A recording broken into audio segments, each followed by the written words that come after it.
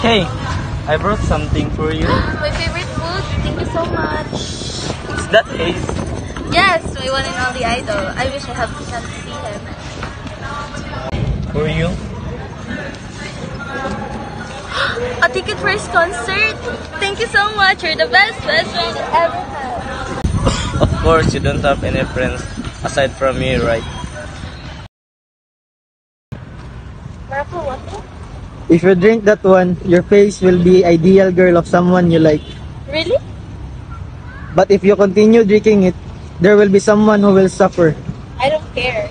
No matter what happened, no matter who will go to suffer.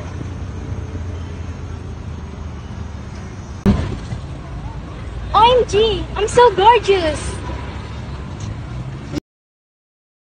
Stressful day, right?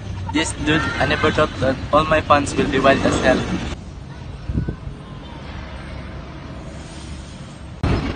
Whoa, who is she? She's so pretty.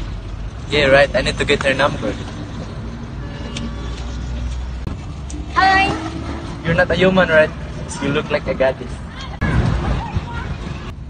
Do you want to get my number? Oh, aggressive. Hello? Yes, Belly? What's up? Can you bring me some clothes? I need my XL size clothes. I know you're XL. You have never been fit in your entire life. Okay, friendship over. Where are you, by the way? I'll send you the address. Now explain. Why did you ask me to enter that female comfort room to hand your dress? Why? Every time I drink this miracle water and transform into a beautiful girl. But when I get tea, it will become black. Wait, let me change first.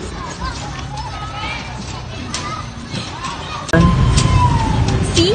I'm beautiful, right? You are beautiful when you don't transform. Here's the food. Why did you ask me to buy a lot of food? Conrad is coming to my house later. I'm so happy. Are you crazy? Stop dreaming. I'm not insane. Wait, someone is tapping the door. Hi, this is the house of Rexy. Yeah. And you are? She is the mother of Rexy. Do I look like a mother to you? Stupid. Just go home. Why? I'm sorry about that. I'm Trixie's cousin. There she is. Wait!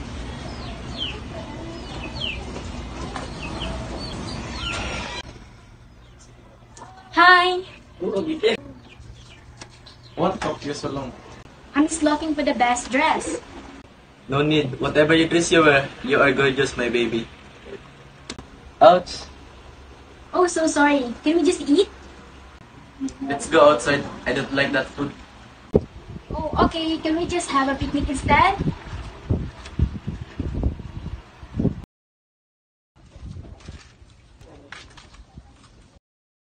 Do you know how to ride bicycle?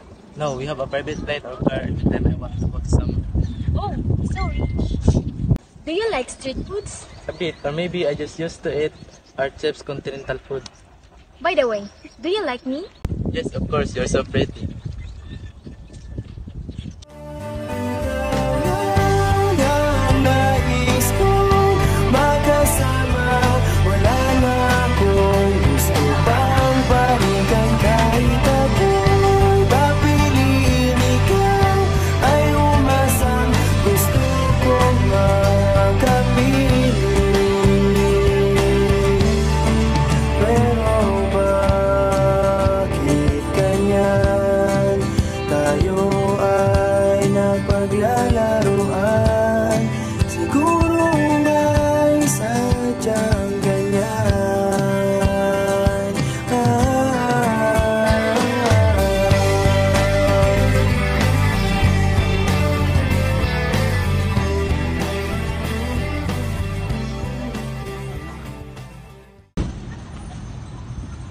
Why are you sad? I really love Conrad, but it seems so different. Are you okay?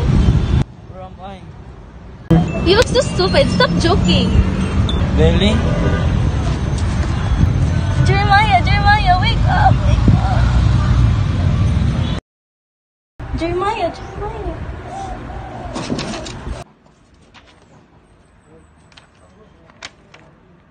sorry, Jeremiah. Maybe you're the one that's suffering the consequences of my action. I promise I will fix this.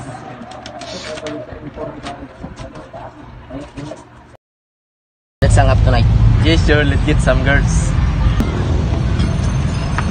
Oh, you're Trixie's cousin, right? I regretted the day that I choose you over Jeremiah. Huh? Oh crap, is she your ex, dude? No way. Why would I get that kind of girl? You deserve that. What's her problem? Jeremiah, I'm sorry. I realized that you're the one that I love. Miss? Sorry. I don't even know you, okay? I'm Belly, your best friend. Please try to remember me. Belly? What happened to you? You're back. I'm sorry. Sorry for what? I love you, Jeremiah. You. You? Okay, fine. I love you, Belly.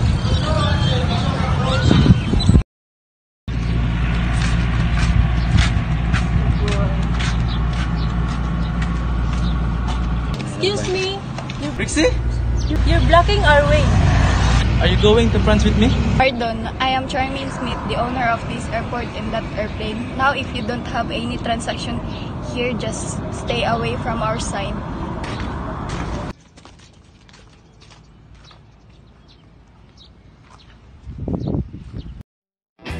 Ibibigay ko ang lahat.